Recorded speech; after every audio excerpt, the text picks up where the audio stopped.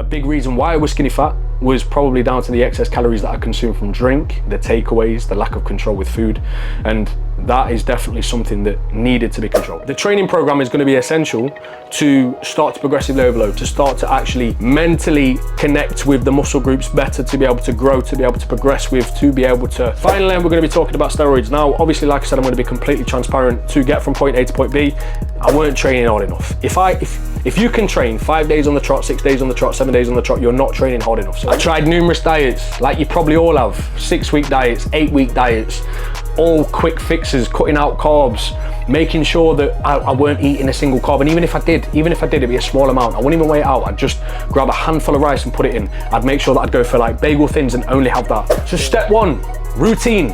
What would I do with my routine? Why is routine so important?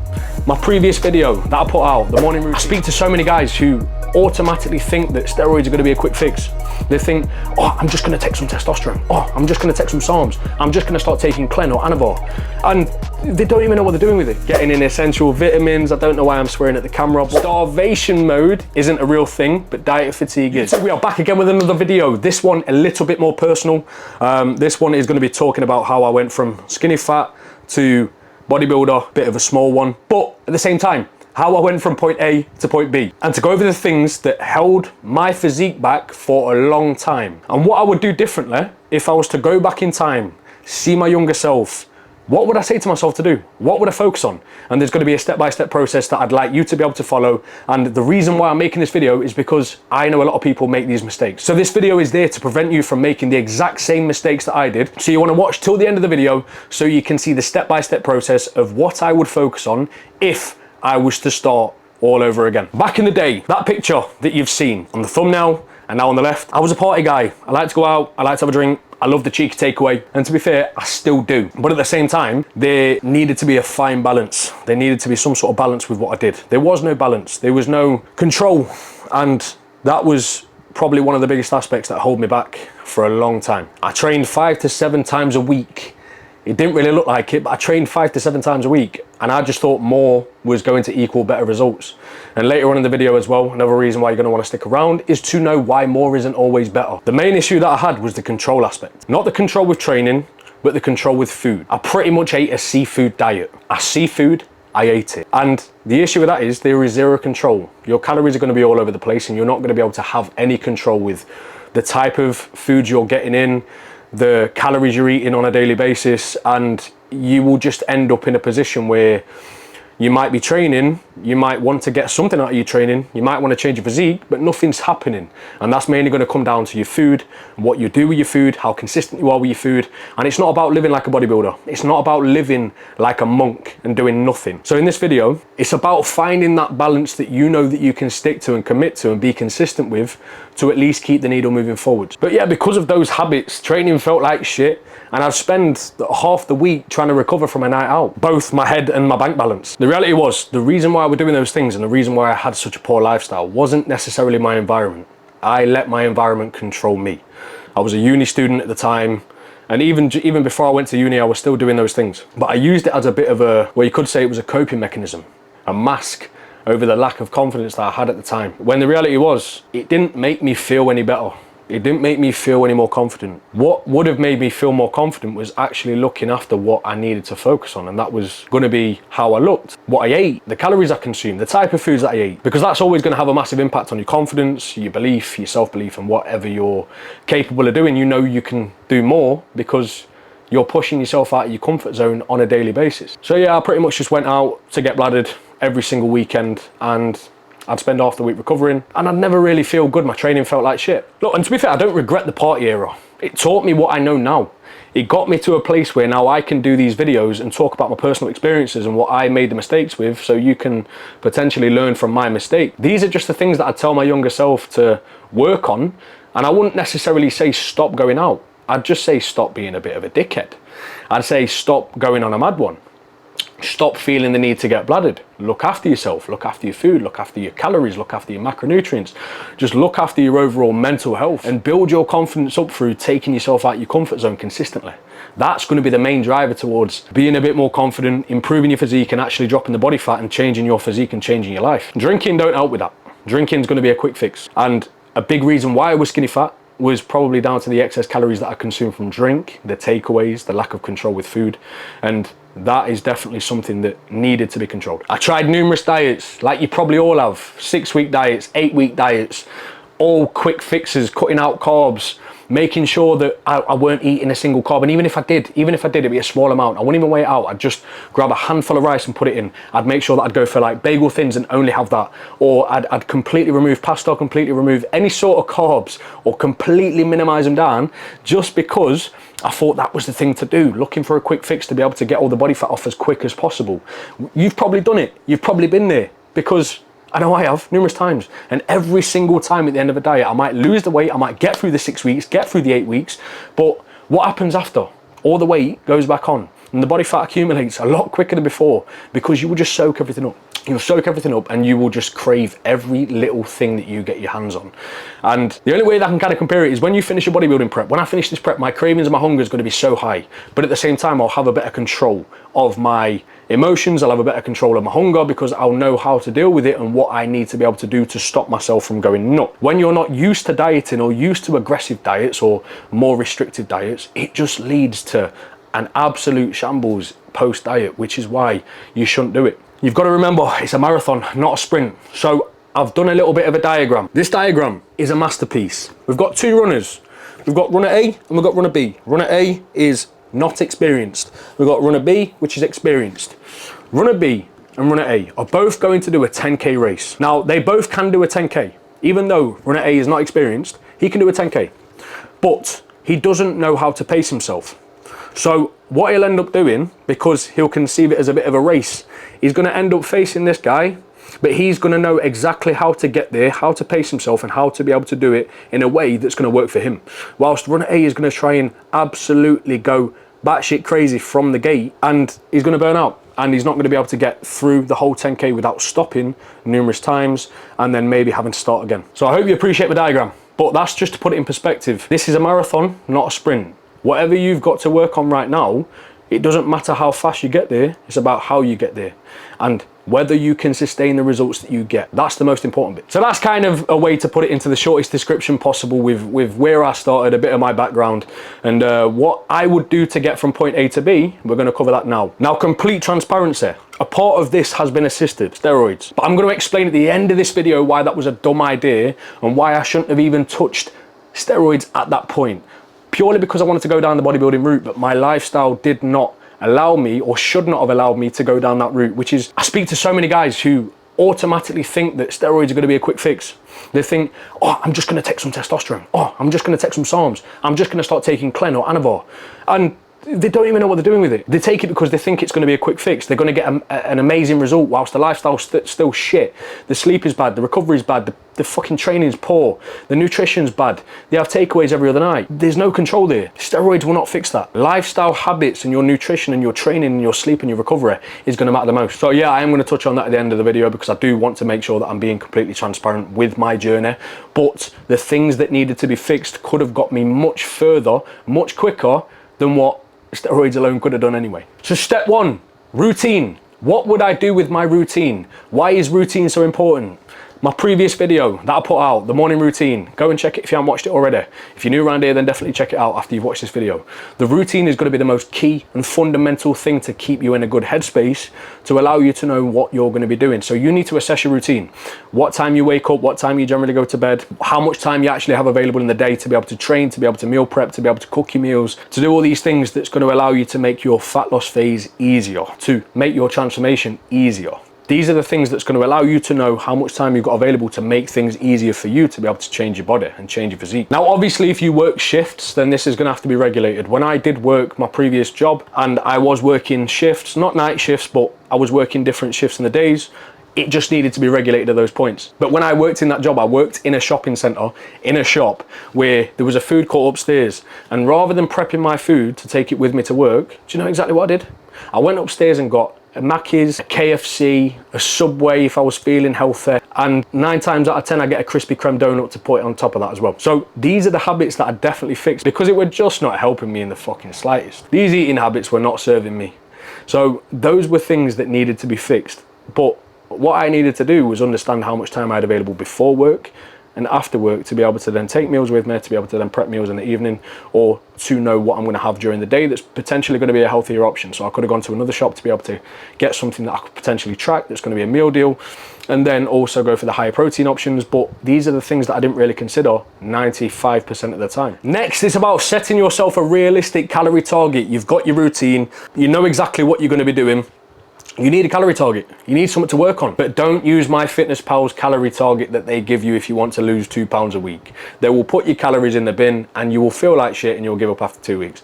Make sure that whenever you're putting your calories together, you're just using your body weight in pounds, times it by 10 or 12, and that can be your calorie start point. It's not necessarily going to work. It doesn't mean it's the holy grail of dropping body fat or getting in shape, but what it will do is it will give you a baseline. The next thing is going to be protein, and making sure that you're getting enough protein per day. So 1.6 grams to 2.2 grams per kilo of body weight per day is generally the rough outline of what you want to be aiming for. And in every single one of my meals, I'd make sure to eat a little bit more frequently across the day, anywhere between 4 and 5 times. Now, these meals don't need to be massive, but every single meal needs to have some form of protein in, whether that be 20 to 50 grams of protein per meal. That will make it a lot easier to be able to spike muscle protein synthesis more across the day, keep myself fuller and more satiated, and prevent me from being a bit of a snack goblin in the evening or whilst I were working. So if you are someone that is a bit of a snack goblin, look into your protein intake.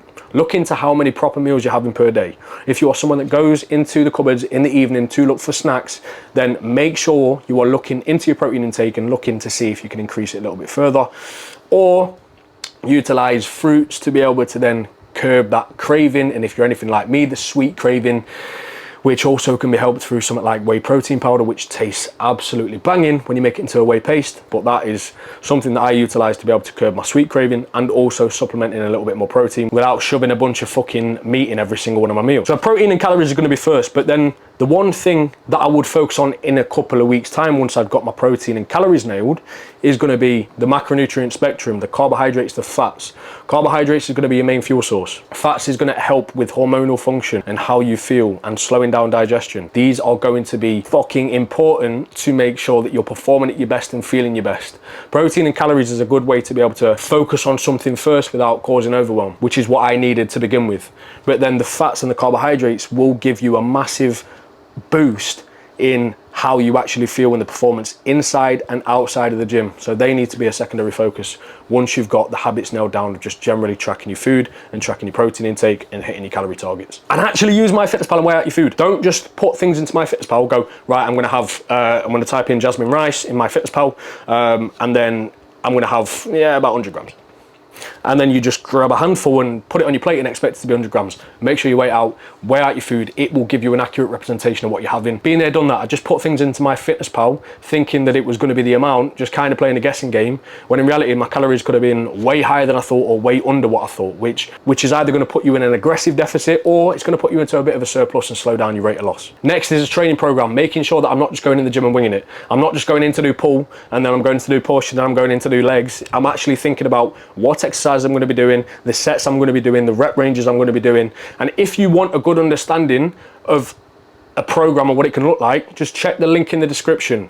A free training program, 3 days, 4 days and 5 days, depending on how many days you can train. Click on that link, download that by putting your name and your email in, and then you'll get it straight over to your email. But that's an exact training program that you can follow and make adjustments to if you want to, that's going to be suited to you and the amount of days that you can train. The training program is going to be essential to start to progressively overload, to start to actually mentally connect with the muscle groups better, to be able to grow, to be able to progress with, to be able to actually make the most of my time in the gym. So a training program and sticking to it and sticking to the rep ranges and sets needs to come second. Then intensity comes. Once you start to nail your training, once you get execution down in terms of the exercises, the form, your actual intensity needs to improve. I thought I was training hard. I was training 7 days a week. I'm like, yeah, hardcore. I'm training 7 days a week. I don't need to train any. You can't train as hard as me. No days off mentality. So make sure you are learning to train hard. I currently do 2 days on, 1 day off. If I was to do more than 3 days in a row, I would feel like a walking fucking zombie. I'd feel like a corpse. My recovery would would be stunted, I'd feel like shit, my energy would be low, my motivation to train would be low, and then I wouldn't get anything out of my training because I'm not recovering or actually giving myself the time to recover mentally and physically. So make sure that once you've got your form nailed and your execution of each exercise is nailed, you do actually start to work on your intensity and training to failure, or even close to failure, to get the most out of each and every single working set that you do. Then we've got cardio. Now, my issue with what I used to do with cardio was when I started a fat loss phase, I would throw all the cardio in. I'd be doing 30 minutes, 5 days a week. I'd just try and do as much as I could to get as much off as possible. The issue is you're giving yourself no runway for progression. You don't need to start with cardio if you're not doing it already. Now, cardio is going to be essential for heart health, so I would honestly just recommend it anyway. But if I was speaking to my younger self, I didn't give a fuck about that. I just wanted to be able to lose weight and drop body fat and improve my training quickly. So what I would tell myself is utilize cardio as a tool. Start with the food focus, make sure you're tracking your food, make sure you're hitting your protein target. Then once you're training hard and you are starting to enjoy your training and getting progressions with training, if nothing is changing in terms of the scale weight or the visuals, then use cardio as a tool to be able to then make things change or escalate things a little bit further. Then we've also got steps, again, as an expenditure tool. I would say to myself, focus on steps, don't actually neglect this. This is going to be a way to, again, offset more calories across the week, so then I'm burning more, so I'm not just then focused primarily on cardio and food. If something else needs changing, I could go from 6K steps a day to 8K steps a day to then 10K steps a day to then 12K steps a day, and then utilize that until it gets to a point where I can't do any more physically based off of my circumstances. Then I might adjust my food, then I might adjust my cardio. These are just the tools that you want to play with, but use 3 of them. Use all 3 of those tools. Don't just use 2, don't just use 1. If something is not changing, adjust one, see what happens.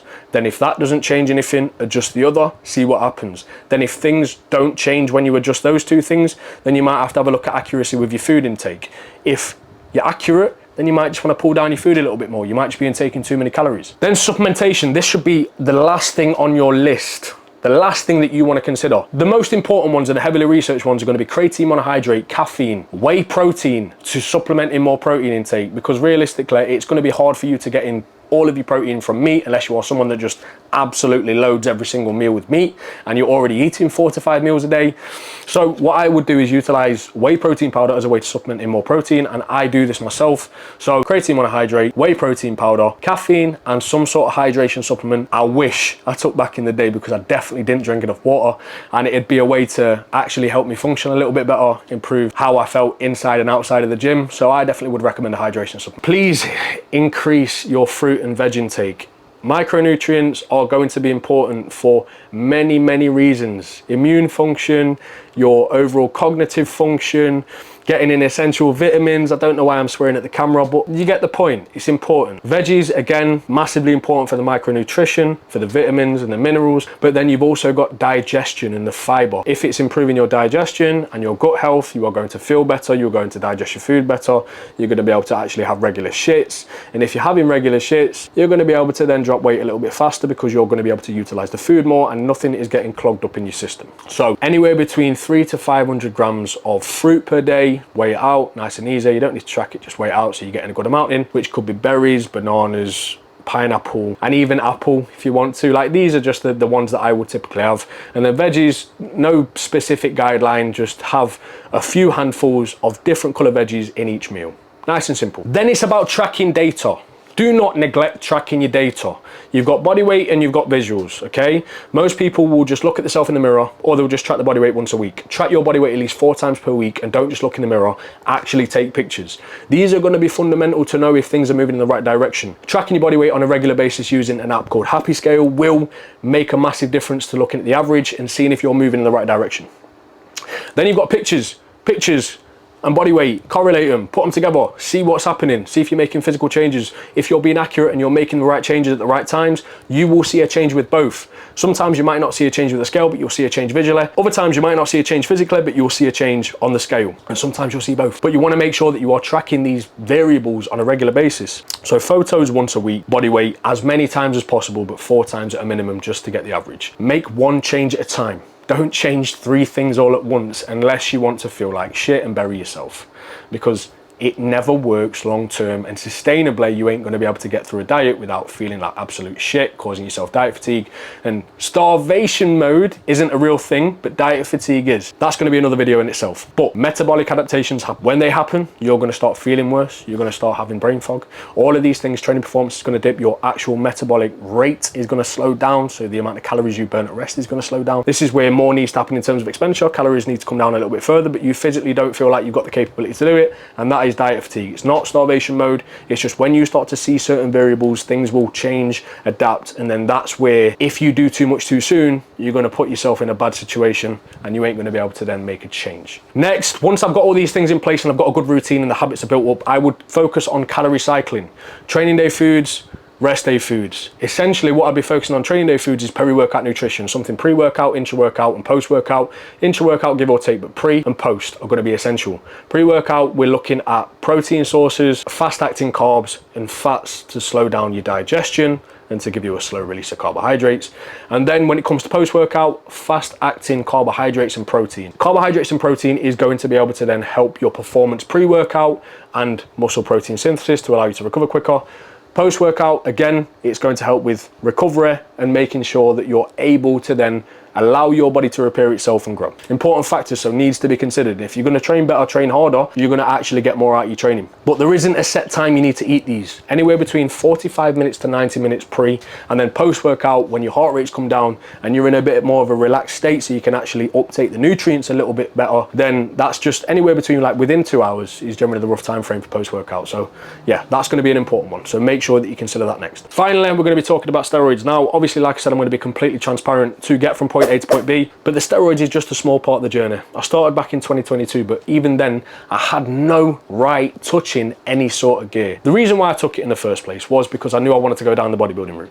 Okay, complete transparency. I wanted to go down the bodybuilding route, but it was just for a quick fix in a way. It was like, right, this might fix my poor lifestyle. This might fix my poor nutrition habits. This might fix my inability to be consistent and adherent to a plan. It don't. Those things need to be worked on first, because they are natural bodybuilders that look absolutely fucking amazing, and that's because they nail the nutrition, they nail the sleep, they nail the recovery, and they are just mega consistent. They'll still have an element of balance, but they're just mega consistent, and they've also probably got great genetics, but still they are mega consistent. When it's not going to do anything for you unless you fix your habits, and if anything, it's just going to fuck you up longer term. Now, that is literally a full breakdown of what I would do differently, what I would change, and what I'd tell myself step by step, and what I needed to focus on to be able to then change my physique to go from skinny fat to bodybuilder in a bit of a quicker time frame, and also without the introduction of steroids. I should have gone down the natural route first. But if you are someone that is wanting to change your physique, the main key points from this video is do not look for a quick fix. This needs to fit into your lifestyle. What you do needs to work for you. If you go into an 8-week diet, a 6-week diet, or you follow a program that's going to get you in shape in 6 weeks, you are just going to burn out, or you're going to get through it and then it's all just going to fucking power back on, because your body's going to be super responsive to the food that you're eating, and then you're just going to get fat and then probably put on more fat than you had on your body before. So what you need to make sure that you do is make it sustainable in a way where there is a balance, but there is also sacrifice, but it needs to work for you, not against you. So these are the practical steps that I tell myself if I was to go and talk to myself back in the day when I was skinny fat, and these are things that you can apply to yourself if you need to drop the body fat. Step by step. Come back to this video in the future, write these steps down, rewatch it if you need to. If you're new around here, then make sure you subscribe to the channel, like the video, and check out the description for a 3, a 4, and a 5 day training split, and then also a fat loss guide, a high performance fat loss guide, how you can approach fat loss whilst keeping performance at the best, and how you can get through a fat loss phase without burning out, causing a bunch of diet fatigue, and actually making a fat loss phase successful. Both links in the description. Check out my previous videos if you want more tips and tricks to help with fat loss and training, and also my own journey as well during this bodybuilding prep. I'm now competing in 5 weeks, so if you do want to keep up to date with that, then please do subscribe to the channel. But yeah, that is going to be it from me, guys. I will catch you in the next video. Peace.